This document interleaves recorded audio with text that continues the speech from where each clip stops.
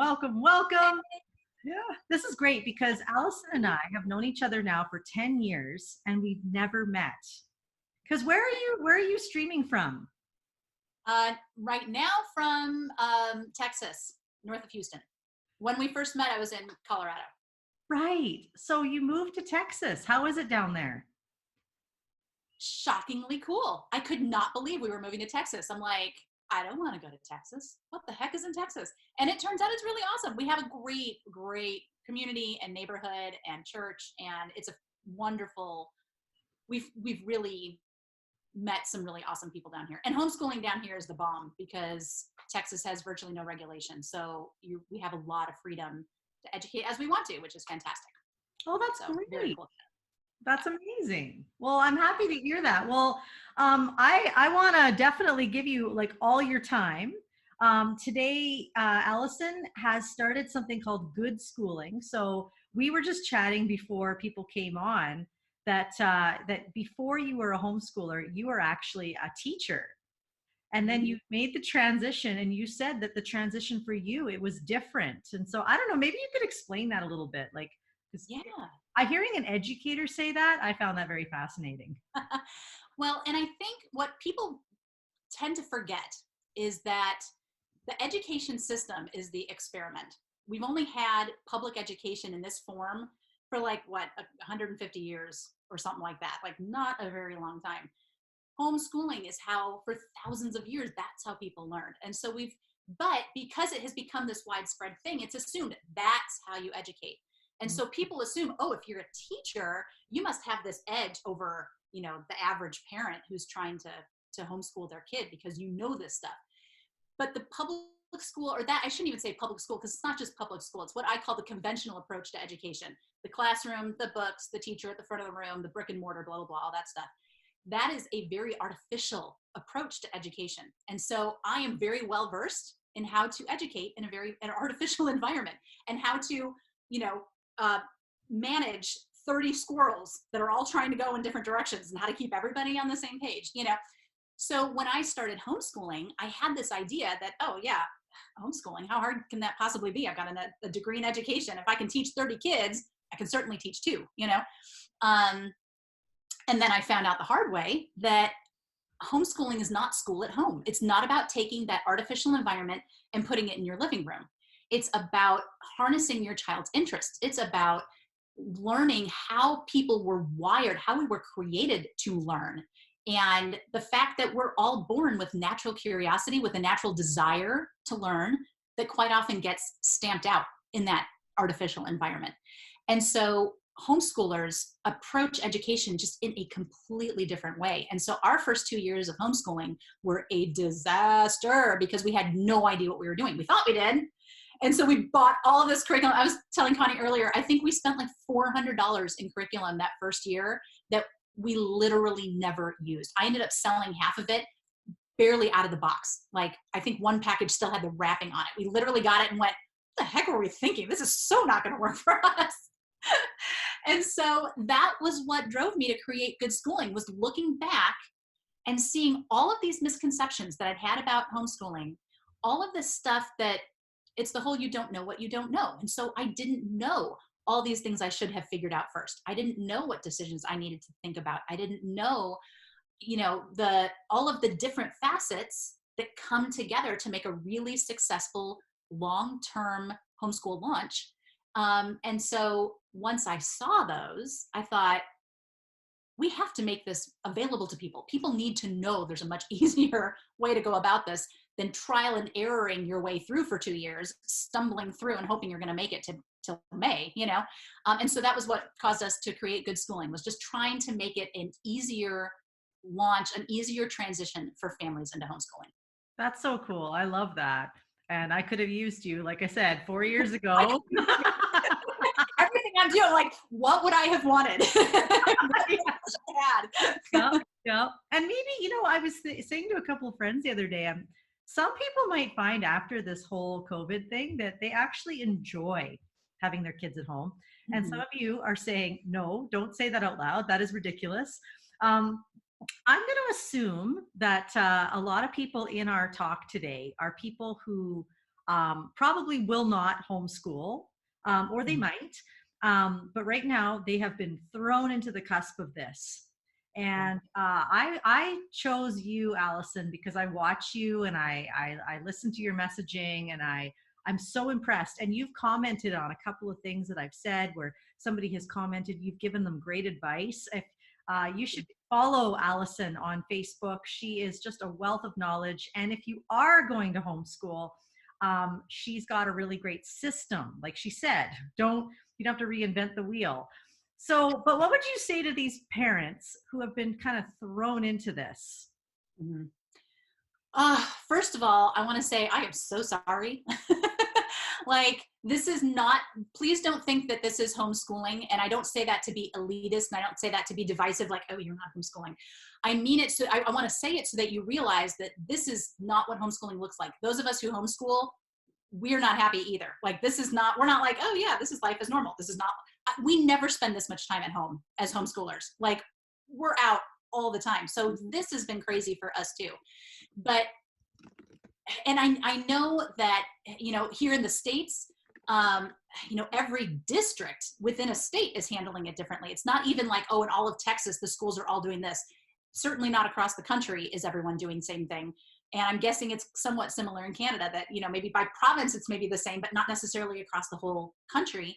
And so you've got some schools that are handling it really well. And if you're at one of those schools that's saying, read with your kids, hang out, bake with them, do fun stuff around that, like, that's the ideal. That is what everybody should be doing. That's what homeschoolers are doing right now. A lot of us ditched our curriculum at the end of March because we were like, this is insanity. Like, nobody can learn in this weird environment, you know? But unfortunately, there are some of you who are stuck in schools where they're expecting a lot that doesn't even necessarily make a whole lot of sense for, you know, your kids' development, where they are developmentally. And I guess my main thing I would want to say is to keep your kids' mental health and your mental health as their provider front and center. And so if what the school is having you do has you both in tears all day, every day, it's time to draw a line in the sand. Like, your mental health and your child's mental health is worth so much more than doing, you know, 6 hours of computer-based learning that's just stressing everybody out.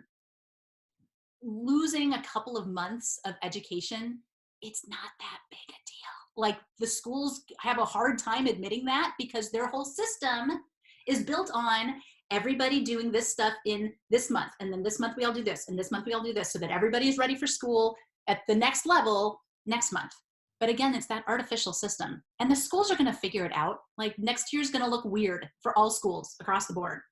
And so by just pulling back and saying, you know what, I will do that. We'll do this much, but I'm drawing the line here.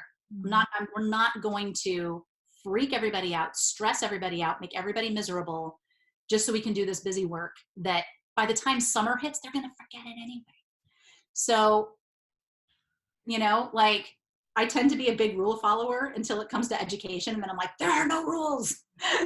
The rule is to do what works for your family. And if this is not working for your family, you need to think about a new solution. And it's okay to do that. Like, you have permission to prioritize your child and your mental health over, you know, flashcards and vocabulary worksheets and stuff like that. Wow. And just, if you didn't catch it, you know, Alison was a teacher. So she is an educator. So she's not some crazy homeschool lady who just decided, who has been doing that since her kids were born. Like, that's so reassuring. And actually, we hosted a Brave Parents Conference just a few weeks ago, and a school principal was on saying the exact same thing you're saying. Love hearing that. I love hearing when there are schools that get it, that are actually paying attention to development and the psychology of learning. And, you know, these things that you would think would be, you know, kind of prevalent in a school, but unfortunately is not so much anymore. So it's awesome when there's somebody who is, you know, actually knows what's going on. Isn't that great? Yeah. Now, I want to mention to everyone, you can ask a question at any time in the chat box. Please feel free, because Alison's here all the way from Texas. That's where my exes live. That's a really late. Even 10 gallons. Sorry. Sorry. But basically, what would you say to parents right now who are having to work full time? So there they are, they're trying to get their work done, and their kids are trying to get their school done, and they're just trying to manage those two things. Oh yeah. Well, and I'll say that homeschoolers, this is something that a lot of us, like my husband and I, we both work from home, but we also homeschool our kids. And so this is one area that there are a lot of homeschoolers who are like, solidarity, sister. Like I totally know what you're going through, because this is a struggle that we have all the time, trying to balance these two things. And I think one of the things, I'll give you a couple practical things. One of the things that has helped us the most is having very clear expectations about what happens when. So for example, for us, I get up early. I get up before anybody else does, so I can get a little bit of work done first. Because if I can do that, then I feel like, okay, like I kind of have a handle on, I know what emails are waiting for me. I can kind of let that percolate in the back of my head while I'm doing other things, so that when it's time for me to come back to that, I know what I'm going to reply with. I know what I'm going to do. Nothing's going to surprise me. But by getting a little bit of time in before your kids get up and they start doing the whole mama, come help me thing, that can really help to, at least that's how it works for me. It really helps to make me feel like I'm not behind the 8 ball. I'm not, scrambling and trying to figure everything out.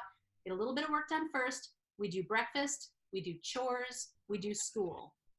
And then we're usually done by school. I mean, for us, we're usually done like around lunchtime or maybe a little after. I always focus on doing the things that they need my help with first. So the stuff that I have to teach, the stuff that I have a daughter who's dyslexic. And so there are certain subjects that are still a little too difficult for her to do 100% on her own. Some she can, some she can't. So we'll get all that stuff done first. Then they don't really need me anymore, in theory.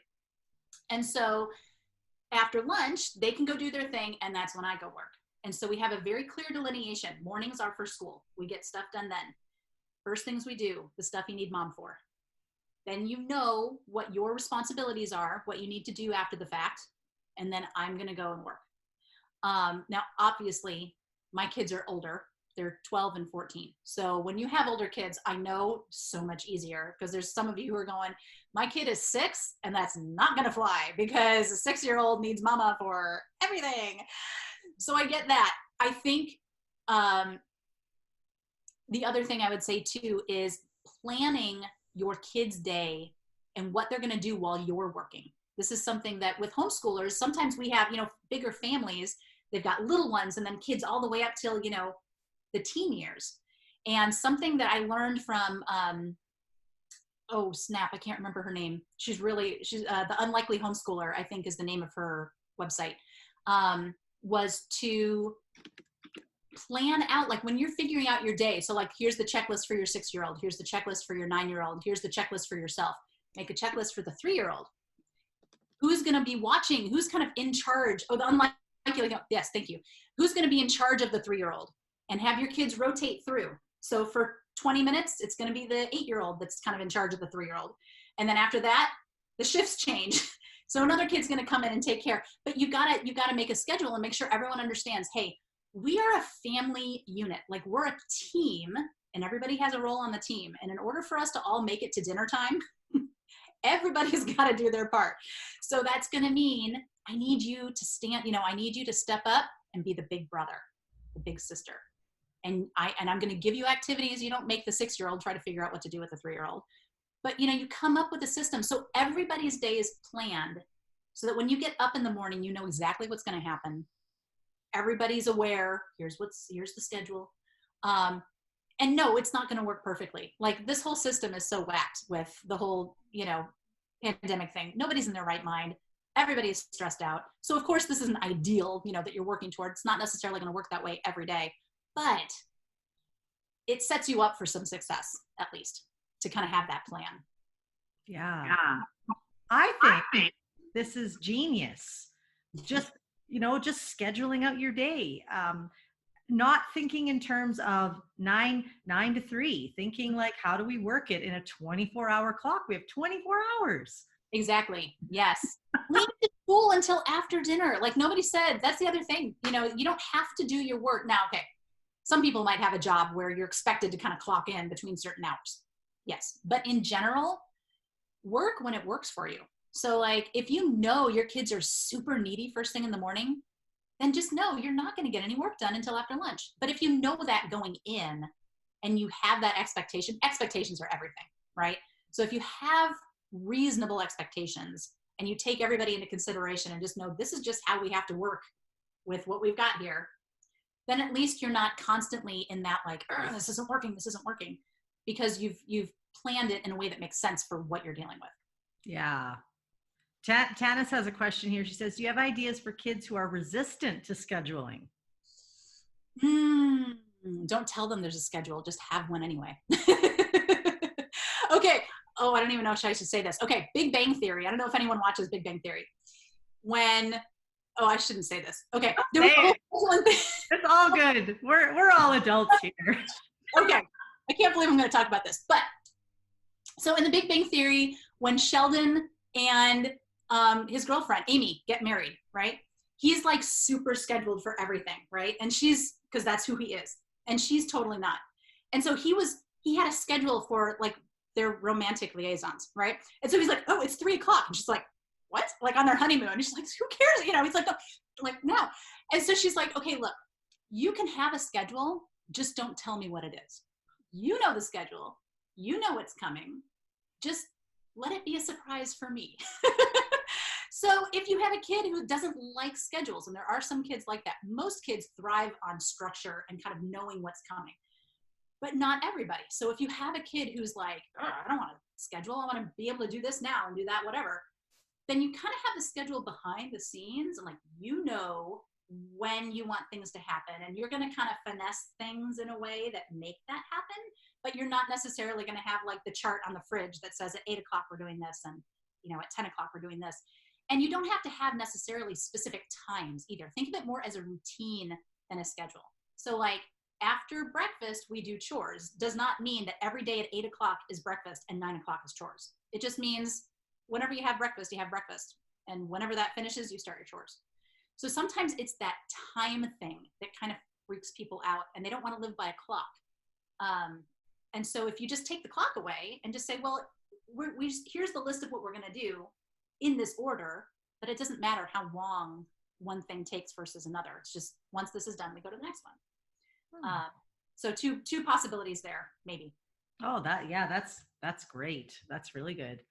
What were some of your challenges when you first started schooling from home? Like, what were some of the things you struggled through? Probably the biggest one was, and this was another one of those, you don't know what you don't know. Hey kiddo, was the idea of deschooling.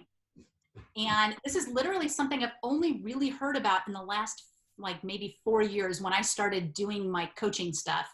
But it's the idea of detoxing yourself and your kids from the conventional school mindset, because we don't realize, particularly those of us who, how many of us were homeschooled? Like virtually none, right? It's extremely small percentage of current adults were actually homeschooled. The rest of us, our lives were lived, our entire childhood was ruled by the school calendar. Summers are only fun because you don't have school. Weekends are only fun because you don't have school. Your bedtime was set by the time that you had to wake up in the morning for school. Like everything was run by that institution. And we were taught, just because we were immersed in it, that education had to look a certain way.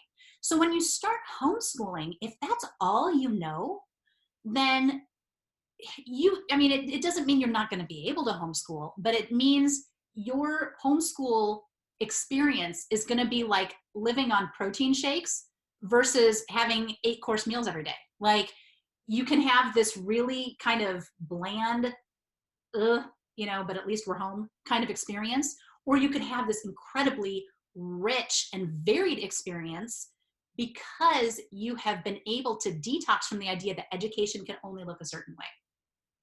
I tell people all the time, if I had known what deschooling was, our homeschooling would have been 100% different and so much better. But I didn't know. I didn't know that was a thing. And so that's like the biggest thing that I'm such a huge proponent of, and it's the one thing if I could go back and change that I would, detoxing from that idea and learning about what true learning looks like. Organic learning, natural learning, child-led, interest-led, life-led, um, priority-led learning, as opposed to you're in third grade, so now we're going to learn about birds' nests. You know, so just that idea of learning can be anything at any time. When it's relevant, kids can learn anything. A friend of mine, my high school or a college roommate, her mom was a kindergarten teacher, and she taught her kindergartens division. And she's like, okay, what is like the most important, socially speaking, the most important thing to 5-year-olds? Fair sharing. If you've got 2 cookies and they don't have any, they want a cookie because it's not fair that you have 2 and they have none. What's division? Fair sharing. She's like, they're totally primed for this idea. But we go, oh, no, they can't possibly learn division now. They don't even know what multiplication is. They can barely divide. They can barely add, you know. They don't need to know how to add to divide. They just know how to make things equal. So when you teach to somebody's natural relevance, it totally makes sense. Wow. That's so good. So mind blowing. I know it was funny because I went and observed her classroom when I was a student teacher. So like I was getting my degree, I'm totally like immersed in the whole conventional education thing. And I'm in her classroom and I'm like, oh, I can't believe she's teaching them division. But it works. Like I couldn't believe it. Oh my gosh, it works. Well, of course it works. Like, but that just goes to show you, even teachers, trained teachers, we're not trained to think about education as it actually exists. We're not trained to think about learning. We're trained to think about public education and this educational institution and system, this one little box. That's all we're taught about. So being a teacher like does not help you with homeschooling, hardly, really. Isn't that reassuring, parents? Yeah. Oh, like, such a better place. Oh my word. Yeah. So what would you say to parents listening who, you know, they're accountable to their school right now? And in Alberta specifically, we have Catholic, we have private, and we have public. Mm-hmm. And every single one of those systems is doing things differently. Yeah. I know our Catholic system is really easygoing. They're only giving our kids a couple of tasks a day, which I am a huge fan of. Yeah. And other schools I'm hearing are just dumping a ton of information on the computer to look at with very little guidance. And so, you know, you have parents who are kind of trying to navigate all kinds of different systems. What would you say to a parent who's struggling with not knowing? They don't like the way their school is dealing with their kids' school. What would you say to them? Wow. Well, on the one hand, actually, the first thing I would say is this whole thing is very much a line in the sand for a lot of people. I think for most families it is, even if they're not really seeing it that way, where you need to decide, is this the system that is going to work for us long term? And obviously, no, we're not going to be in a pandemic long term. We're not going to be doing this long term. But I think parents are getting a glimpse into the system that they haven't had before. And they're starting to see now, the curtain's kind of been pulled back a little bit. And they're seeing into what the true priorities and values of the conventional education system are. And so my first thing I would say is evaluate this and decide, is this really what we want? Is this really the system that we want our kids to go through for the next however many years of their life? Is this the system we want to trust their foundation to? And if it is, that's okay. I don't say that to be kind of, you know, passive aggressive and try to suggest that it's not. But if you're struggling and you're looking at this system and thinking, I don't agree with any of this. I don't like that we're having to do this. I don't understand why they don't get how this is inappropriate, how this is not, you know, you're seeing what their values are. And so you need to decide, is this the value system that you want to align with for your child's education? If it is not, then and I don't know how, the legalities of homeschooling in Canada, I am not familiar with. I know here in the States, every state is different. I don't know if that's true in Canada or not, but I would say if you're realizing that this system is not the one that you want to align with, then start looking into what can you do now legally, to either withdraw your kids and just say, you know what, we're done with this, or to plan for, what's the bare minimum we can do and stay legal, and we'll plan for, homeschooling next year. If homeschooling is totally off the plate, and I know for most families it is, homeschooling is a very alternate approach. It's still a very kind of subculture-y, not mainstream thing to do. And I understand it's a big leap for a lot of people. So if that is not you, that's okay. In that case, I would say, make sure, talk to the school and make sure it's very clear to you what the expectation has to be for your child to advance next year. I think a lot of schools have been kind of vague about, like, how much is this work going to count? What really needs to be done? How does this affect, the school grades for now, the school grades for later, how our kids are going to advance for next year? Make sure it's very clear, because if it turns out they're just going to advance everybody to the next grade anyway, then quite frankly, I'd put your foot down and say, you know what, we'll keep working on this. We'll keep working on this. I'm not going to do this other busy work stuff because it's killing us. It's wrecking us emotionally, and everybody's already wrecked emotionally. Let's not pile onto it with stuff that doesn't really have to be done. I would just be very clear on what exactly is required, and honestly do the bare minimum of what they're asking. If doing anything more than that is stressing you out, you have to put mental health first. I know it's a big thing for you. It's a big thing for me. We have mental health issues all over in our family. This is one of the reasons we homeschool, is to preserve everybody's mental health. So doing that, I think, is super important. Again, expectations. What is the expectation that your school has? If they have not made that clear, figure it out. Because if it turns out you don't really have to be doing all this stuff, don't do it. Do what you have to do.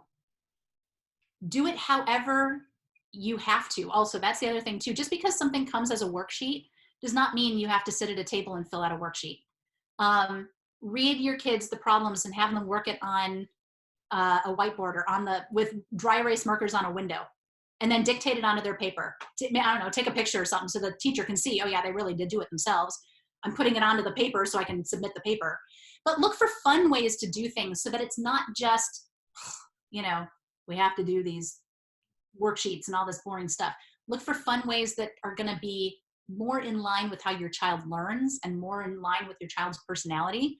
And just tell the teacher, hey, so that we aren't all going crazy by the end of the day and trying to kill each other, we're going to do it this way.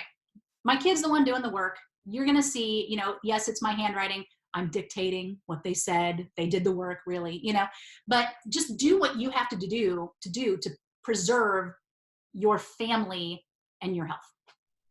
Yeah, I can't echo that enough. I've taken my oldest son out of school now twice. One in grade 4, when he was filled with anxiety. And, even in that day, like we weren't in a pandemic. Now, if you said to a teacher, I need to put my child's mental health first, this is what we're going to do, this is what we're not going to do, I don't know many teachers that would say no. And if they did, I would question that, because kids can't learn when they're in the back of their brain and anxious or struggling. And when I brought him home, he slept for an entire month. I believe it. The de-schooling for him looked like rest. Mm-hmm. And then the second time I brought him out of school was actually last year, this time, maybe a few months earlier, because he was messing around in math, causing problems, sent to the principal's office every day, which a lot of people would say, oh, well, that's a problem with behavior. I'm like, no, behavior is communication, right? All behavior is communication. Amen.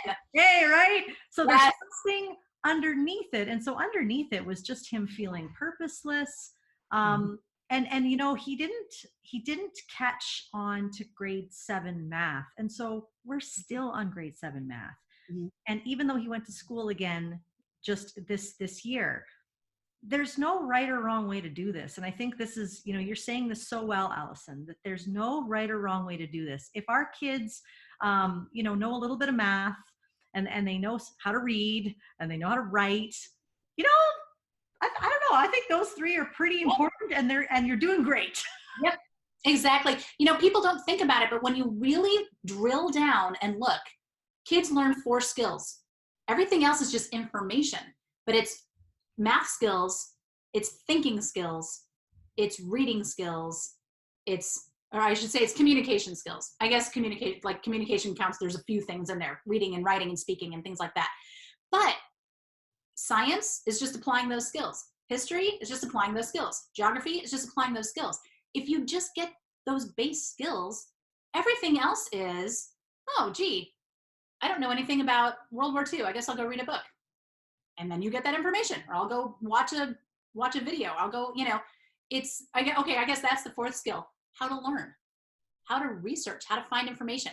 You've got those 4 skills. If you only taught your kids those four skills, they would be able to do literally anything, because they'd have all the base skills that they need to go find the information they need to do the things they want to do. There's actually a mom here in one of the local groups who was homeschooled. She's our age, but she was homeschooled. And her mom was a doctor. Her dad was an engineer of some kind. And all they did with their kids was math, reading, writing, logic, learning. And she's a physical therapist. She went to college. She got a doctorate, because that's the foundation. Those things are the foundation. And everything else just grows off of that. So if you just focus on those, you've got the toolkit that you need for everything else.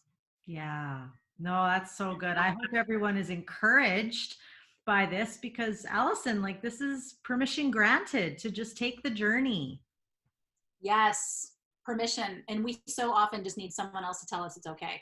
So this is us, Connie and I welcome you with open arms to the homeschool approach, which is you have permission to do what works for your family. And yeah, so good. Go. And then Allison, I know that a couple of people were asking, what's the best way to get in touch with you? Maybe. Yeah, come to, so goodschooling.net. That's our website. And on Facebook, we are just Good Schooling, all one word. Good Schooling. And that, I'm really, really active on Facebook, not so much anywhere else. And my website, I've got a whole blog that is specifically written to help people transition into homeschooling. It's not, I only have 10 articles up there, but they're all meant to, okay, do this, now do this, now do this. It's got the whole system. So come ask your questions. Oh my word, come join us next Monday when I start the Launch Your Homeschool workshop, free. Come to the Good Schooling page on Facebook. All the information is there for that. Oh, that's great. Well, I want to thank you so much. You have another thing you're going to. I do. Which I'm fun, because I'd way rather stay here right now. This is more fun. And going and taking notes for 2 hours. Well, we're so happy that you came, and just for everything that you've done. And I wrote all your stuff in the chat box. But if anyone wants to know any more about how to reach Allison, I mean, by all means, I'm going to be sending out this recording, but I'll send out your info too. And so thank you so much for being here, Allison. You're so welcome. It was so fun finally connecting. This is so hilarious. I'm glad we finally did. That was great. Yes. And then for those of you who are sticking around, I'm just going to chat about how to work with kids with opposition. So that's what we're doing. I also wish I was here for that. I would love to hear. I'm going to have to watch your recording because I want to hear what you have to say. Oh, there you go. There you go. Oh, well, thanks, Allison. You have a great day. It was so great talking to y'all. Thank you so much for being here, everyone who is here. Please come ask me any questions you have. Come ask. I'm happy to answer anything. Awesome. All right. Hey, have a good day. Yeah. Bye. Aw. I love that she said y'all. Isn't that awesome? So, what is happening here? I'm still not very good at technology. How's everyone doing? Is everyone doing okay? Just curious, want to do a little check-in. Everyone's doing all right? Okay. So I mentioned that I've had to take my oldest son out of school twice. One was for anxiety, and one was because of opposition. My son is a nonconformist. And if you are raising a nonconformist, you are raising a leader. That's what you're raising. You're not raising someone who is rebellious. You're not raising somebody who is hard to deal. Okay, well, maybe a little bit. But you're not raising a hard child. And so, just really, really quick, many of you know our story. I won't go into it, but basically, when my son was struggling with school, we took him out, and I said, you know what, school is not an option. You're 13, so legally you're supposed to go till you're 16. So we have to figure this out. I don't care how you do school. We're just going to do it. Then this year, the motivation was really low. He's 13. We went back to a Catholic school board who allowed him to go to school for 1 hour a day. I'm telling you, St. Augustine's here in Calgary, they are unbelievable. And they have behavioral specialists that have been working with us. And they did that. And then COVID happened. And then he came home and he just lost all motivation again. So schooling for us right now, our 9-year-old is very different. Our 13-year-old nonconformist oppositional child, what we're doing for him, we got him the tools he needs, and he is building a video game. That's what he's doing for school from now until the end of June, and probably beyond, because it's an actual interest. And what is he learning while he's building a video game? Well, he's learning math. He's having to code. He's learning language arts. He is the child who said to me, Mom, why do I need to go to school? I can learn everything I need to know on YouTube. I thought, you're not wrong. Then I came back and I said, oh, but what about social skills? They said, oh, you mean the kind of social skills in junior high where I'm told to F off every 2 minutes? I'm like, oh, touche. And it is true. I've been working in public school systems for over 20 years, and the toxicity and the bullying that happens in schools is not great. So maybe right now is a wonderful reset. But let me just really quick, oppositional defiance disorder. If your child has this, they're defined by a pattern of hostile, disobedient, and defiant behaviors directed at us. Yay for us. It's also characterized by children displaying angry and irritable moods, such as argumentative and vindictive behaviors. Now, I do not like the label oppositional defiance disorder. I wish that they'd get rid of it because it's ridiculous. You are oppositional. You are defiant. You have a disorder. Who on earth wants to be called that? And if you really do have any kind of ODD in you, like I do, if someone said that to me, I'd be like, oh, you haven't seen anything yet. Bring it on. Okay. You want to see opposition? I'll show you opposition. So maybe the apple doesn't fall too far from the tree. What we want to do is we want to make them more resilient. Here's the truth. Opposition is more related to trauma than we know, and a disorganized mind.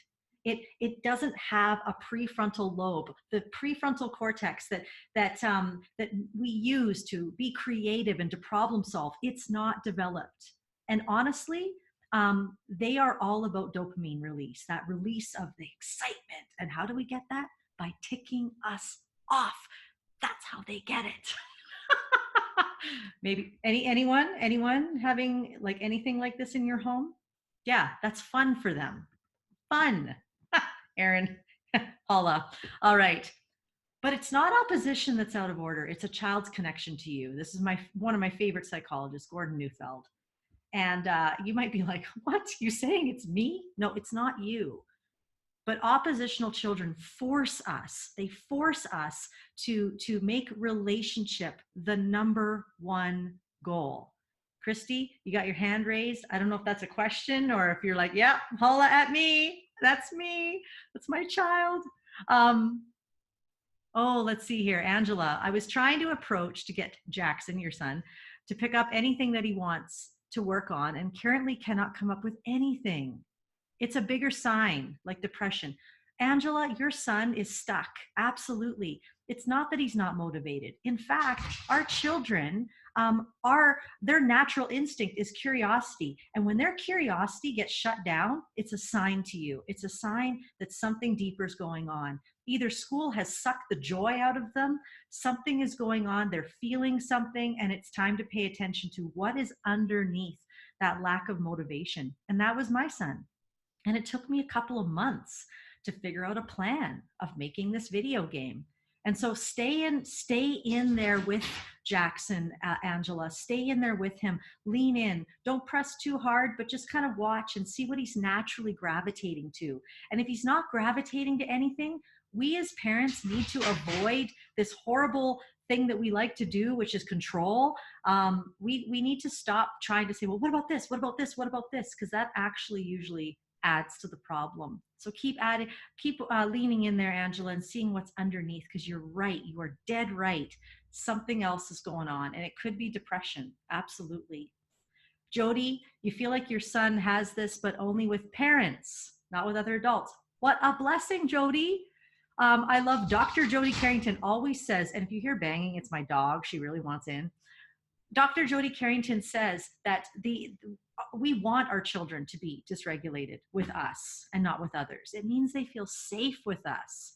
So Jody, your kids feel safe with you.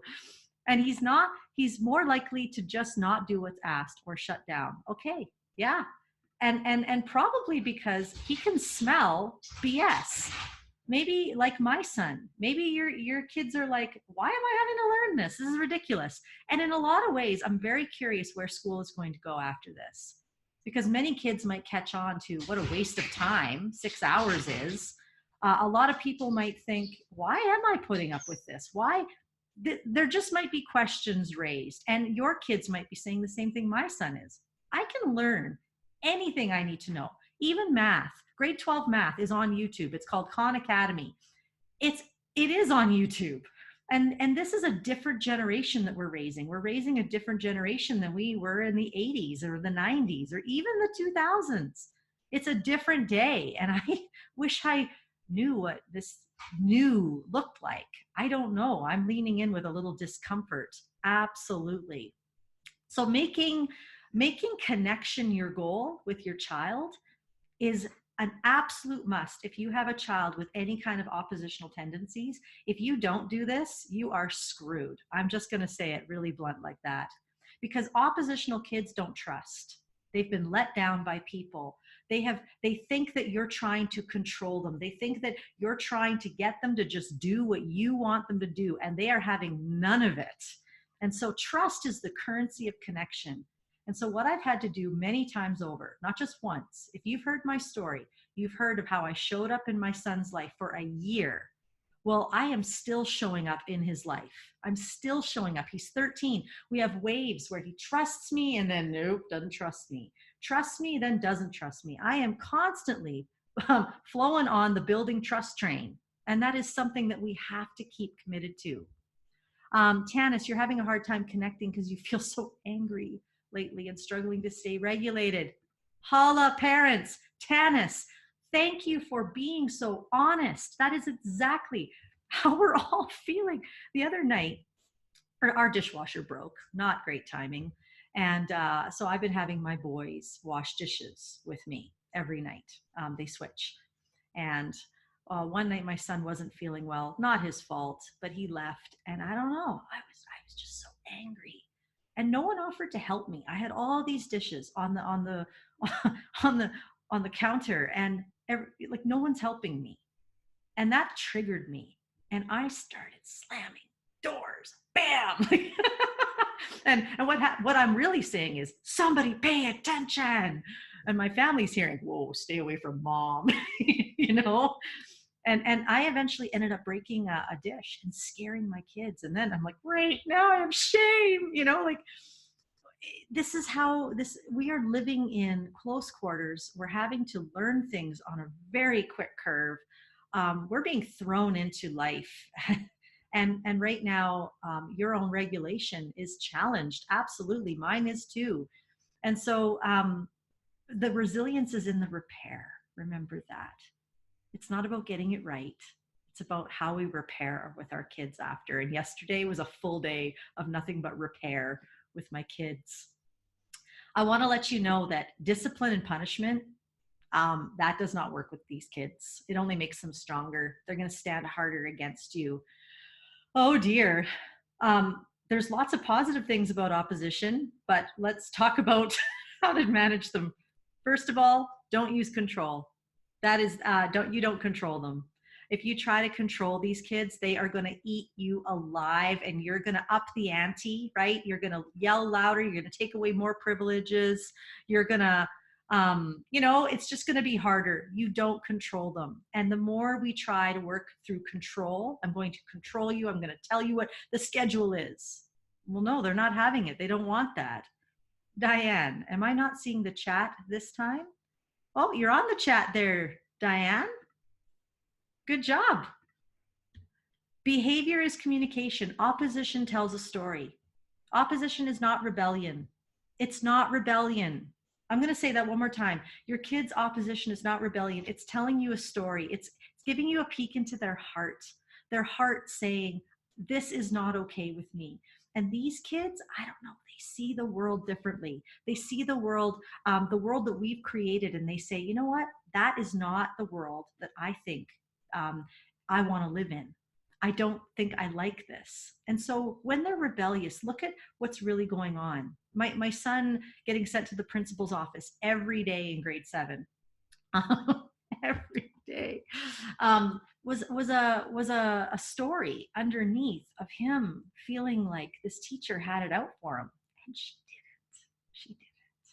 She had her own stuff going on, which everybody does. But honestly, the story he was telling himself in his head was that I am not good enough. And when I got to that place with him, real transformation started to happen. And building up again that he's worth something. See, shame is often the deep root of the undercurrent with many of our behaviors. And so our job as parents is to really lean in and figure out what are you trying to say? Maybe they have a really valid point. Maybe we need to listen more and lean in. I would have, when I was in school, and if I told my parents that I wanted to drop out of school, I might as well come home and tell them that I was pregnant. Like, it was the same in my house. And so for my son to now say, Mom, I don't see any use for school. I'm dropping out when I'm 13 or 16. I see no need for this. That's where I lean in harder and I say, okay, I'm so uncomfortable with buying you a special computer to build your own video game. But if that's what it takes, I'm in. If that's what it takes, I'm in. I have to be flexible right now. And I have to let go of what I envision school to be. I love to study. I still love to study. My kids don't. And I don't get it. I don't get it. Remember that you're their prefrontal cortex. Remember that when they dysregulate, when they're angry, when they're oppositional, it's not the time to come in and get there in harder with them. When they get their stance up, it's not time to bring your stance up with them. It's like up the ante. They get strong. You're like, oh, I'm going to overpower. I mean, I'll tell you what, it's going to be a gong show in your house. What you want to do is you want to stand there in a firm foundation. You want to be able to take whatever they say and be calm. That's it. And if you can't do it in the moment, you say, guys, I can't do this right now. I am getting angry. I say that numerous times a week. I am getting angry. I am walking away so that we can talk about this calmly later. You got to do that in order to develop this part of their brain, because if you try to match their emotion, I don't know, someone's going to get hurt. Belonging, creating a place of belonging, speaking life, reminding them. I remind my son all the time, you're a leader. I love your nonconformity. I mean, and I'm honest with him. I go, sometimes it's a big pain, but I'll tell you, you've made me a better person. You make me think about things in ways I never thought about before. So what does this look like? What does it look like to work with a child with opposition? Well, number one, scrap school, scrap it if you have to, and build trust. Because as soon as you've built trust, they will actually do school. But until you've built trust, they won't. They'll sleep in. They'll refuse to get out of bed. They'll refuse to get off their video game. They'll refuse to stop watching TV. You have to build trust. If you try to overpower them, they're not having it. So you might as well not take the hard road, and start here. And I promise you, I've done this numerous times over, and it works. And you build trust by staying calm in their storm. And when you lose it, you repair after. You see them. Create goals based on who you see them as. Invite them to see that with you. I see you, son. I love the fact that you don't just follow the crowd. And whenever my son says things like, well, everybody else isn't doing school right now, so why should I? It's like, well, since when do you follow the crowd? I throw it back. But again, I'm calling him up to who I see him as, which is an amazing thinker who challenges the status quo that needs to be challenged. Oh, I love it. Bring that kid on. and then it's also hard, isn't it? They need to know boundaries. We gotta have boundaries with these kids. Now, boundaries is different than control, and it's different than punishment. What it is it's like Alison was saying, we set expectations. I don't care what school looks like, but this is what I expect. I've told my son, he knows by June, I expect to see progress on this video game. And if I don't, that new system that I bought you is gone. That's a boundary. It's not telling him what to do. It's telling him what I will do if I don't see the expectation met. It's not control. I'm giving him all the freedom in the world. And if he doesn't do it, then he knows what's going to happen. Boundaries. What are you going to do in response? What is the consequence? What will happen if the expectation isn't met? And then follow through. Don't wimp out. Always follow through. As soon as you don't follow through, oh, well, I know who I can walk all over. And I'll tell you what, I'm one of those people too. You give me an inch, I'm going to take a mile. You tell me what the boundary is, I'm always going to try to push it. That's who I am as a person. Now I'm raising that person. And I realize what a thorn in the flesh we are. Okay. Let them own their decisions. So when my kids make mistakes, I let them own the mistake, or I let them own the consequence. You know, for example, my son's going to the principal's office every day. I never tried to weasel him out of that. You know, if his teacher said he now has to do X, Y, Z, okay, son, you have to own that decision. Every decision you make has a natural consequence, whether good or bad. And I let those consequences play out, no matter how painful it is for me. I wish I could explain the context of which this next statement comes from. Please trust me that my family and I have many conversations about many things. One of the things I said to my kids once is I said, if you ever end up in jail, I just want you to know I will not be bailing you out. Now, there's a lot of context behind that. I don't see my children's going to jail in the future, but I wanted to let them know that every decision they make is theirs and theirs alone. And whatever ends up having to happen, I will let that play out, because life is the best teacher. And I am raising two boys who learn through the school of hard knocks. And it is painful to watch them fall and have to experience those painful things that sometimes happen as a result. But I'll tell you what, they learn and they don't make that same mistake twice. But when I get involved, like Beverly Goldberg off the Goldbergs, if I become someone like that, I'll tell you what, they learn nothing. Give them choices. I don't care what school looks like. Here's your options, A or B. Do you want to have a bath tonight or tomorrow morning? They're going to have a bath, but when and how, those things are up for grabs. Collaborate with them, give them control. A lot of opposition comes from a fear of not being in control. Well, don't we all know what that feels like? To feel out of control, it's scary. It causes anxiety. So opposition can sometimes really actually be anxiety. Oh my goodness, my dog. I'm so sorry. If you're just tuning in, that's my dog. Oh, and be flexible. Change your plan.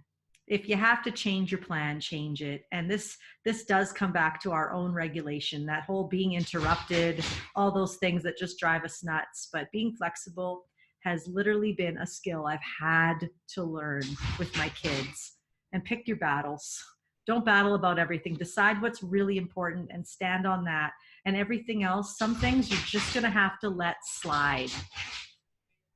Show up in their lives and show up some more. There you go. And resilience is in the repair. Whoa, I have a lot here. Oh my goodness.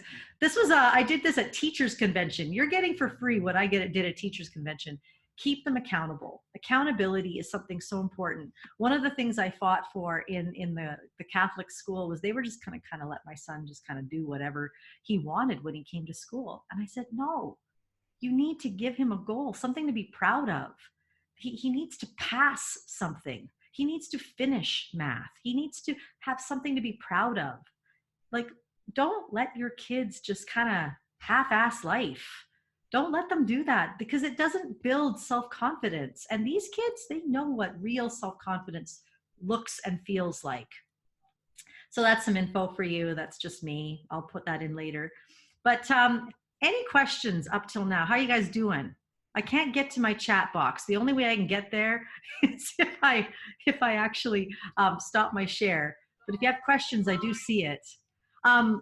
Just want to let you know of a couple of quick things, and then by all means, ask a question anytime. But again, my book, it's coming in the mail this week or next week. And so let me know. Whoa, what's going on? Just in the middle of a webinar, come say hi. So you can order my book if you'd like. And then I am so excited because when I was in crisis with our oldest, I was wishing that there was a place of support, a place that could really coach me in what these things look like. I remember even as the Brave Parents Conference was going on and the amazing things that people were saying, and everyone's like, yeah. But many of us have no idea how to apply those things to our lives. And I had to learn through the School of Hard Knocks how to do those things. It was hard, and I wish that I would have had some people there to walk me home. So having a place where there's support, counseling, coaching, health tips, resources. Well, guess what? We're starting the Brave Parent Institute. And I can't believe this, but what we're doing is we are making this available for $25 a month. Counseling, support, coaching, health, all those things in one place. Because right now I realize that the people who need help the most are stuck at home and who may never know how to ask for help. They don't even know what they need. And so I figured, you know what, guys, we need to do something. And I've got a team. If you want in, we're only doing the first 50 people at $25. Message me because we will get this to you. It's going live this weekend, and I am so excited. I'm not excited about it as a product. I'm excited about it as a movement that's helping people. I'm thrilled. So there's my info. I'll write it down as well. But how's everyone feeling? How's everyone doing? Yeah, you guys doing okay? Thanks. I'll look at that in just a second, okay? Everyone doing all right? I'm assuming everybody's okay. I will be sending this recording out to everyone, so if you want to review it. But again, guys, thank you for tuning in. Thanks for being here every week.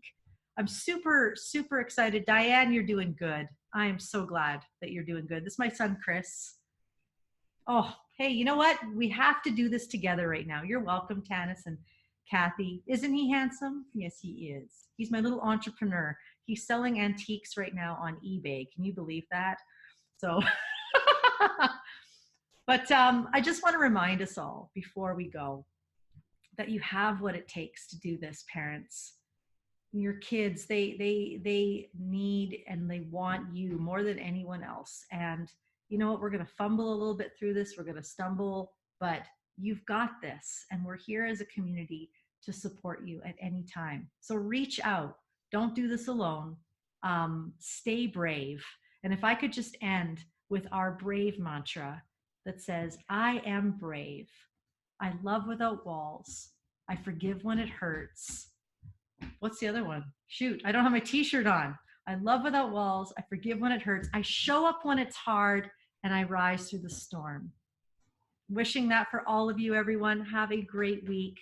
See you here next week. I believe that I have our health coach here, and I also have a psychotherapist coming. So don't miss next week. I'll see you then. Bye-bye.